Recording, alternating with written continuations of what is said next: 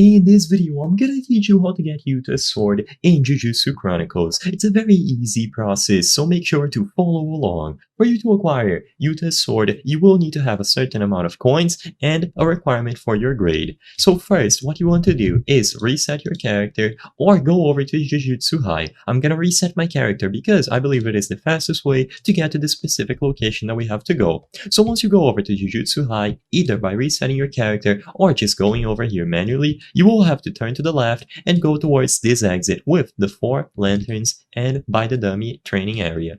So exit out here and then go over the mountains. You will see this ramp that you can climb on, and this is where you will be able to find the cursed tools or cursed weapons shop. So climb twice, and now inside of this area you will be able to find and purchase Yuta's sword. So you can see a lot of blacksmithing tools. The place is very detailed, and if you go inside and you look here on the counter, you will be able to find Yuta's katana.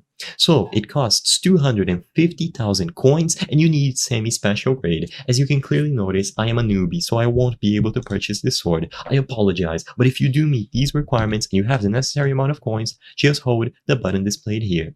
Immediately upon holding this button, if you meet the requirements, you will acquire Yuta's katana. You will be able to open the menu, go over to your inventory, and it should be displayed under your weapons. If you don't see it here, of course you weren't able to purchase it. And this is all you have to do. Immediately upon acquiring it, it is going to be yours. And you will notice that there are plenty of other weapons for you to explore.